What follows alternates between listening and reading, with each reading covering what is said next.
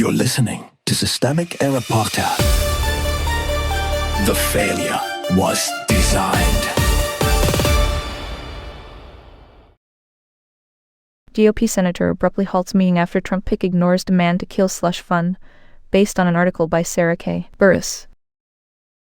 The Slush fund was the policy. Power, not confusion. Sen. John Cornyn has suddenly discovered that Todd Blanche's confirmation is entangled with a nearly $1.8 billion anti-weaponization fund tied to Trump's IRS settlement. Blanche says the fund is dead. Cornyn is not buying it, because the written agreement still exists, the language still matters, and the Justice Department has refused to produce anything that would conclusively kill it. That is the whole story, stripped of the fog. What matters here is not whether Blanche can say dead with a straight face. It is who had the power to create the arrangement, who benefited from it, and who is now pretending the problem is paperwork. The decision was made upstream. The real institutional power sat with Trump and the people executing his legal and political interests, not with Cornyn, who is now reduced to chasing documents after the fact. Blanche is being pressed because he was part of a settlement structure that Kathleen Williams, the federal judge in Florida, described as an exercise in self-dealing with no viable basis in law or fact. That is not a technical dispute. It is a description of corrupt intent dressed up as legal process. Trump sued the IRS after his personal information was leaked in the same breach that affected more than 405,000 people and businesses,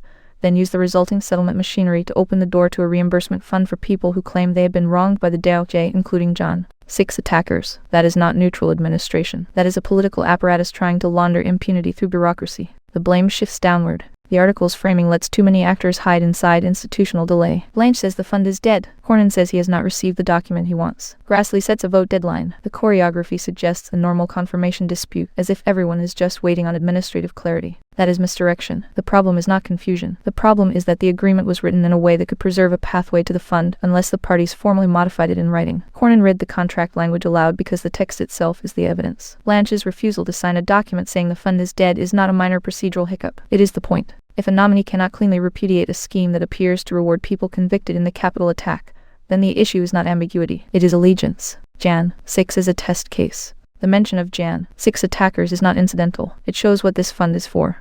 Not justice, but political absolution. The state would be turned into a reimbursement mechanism for violent actors aligned with Trump's cause. That is what authoritarian politics looks like when it is forced through legal form instead of open decree. This is why the story matters beyond one nomination. The Trump orbit keeps treating accountability as a negotiable asset and punishment as a design flaw. The goal is not merely to escape consequences. It is to build an institutional pipeline that can reclassify consequences as injury and injury as entitlement. Cornyn's late alarm. Cornyn deserves credit for not rubber-stamping Blanche on schedule, but his objection is also a measure of how far the Republican Party has traveled into complicity before experiencing any resistance at all. He is not objecting to Trumpism as such. He is objecting to one more version of it becoming too visible, too legally exposed, too hard to defend in a hearing room. That is the pattern. Republicans enable the machinery until it becomes embarrassing, then perform shock when the machinery is seen in daylight. Grassley's deadline, the recess clock, the hearing room theatrics, the sudden concern for documentation all amount to a familiar stunt. The party that helps build the trap pretends to be troubled when someone points to the teeth. The larger pattern. This story is about how authoritarian projects move through ordinary institutions,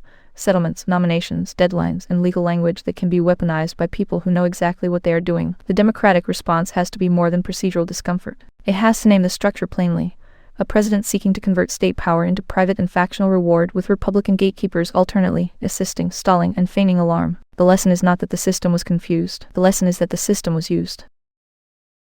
You've been listening to Systemic Error. Thanks to Alternet for today's article. With the automated voice of Labritz R. Thanks for listening.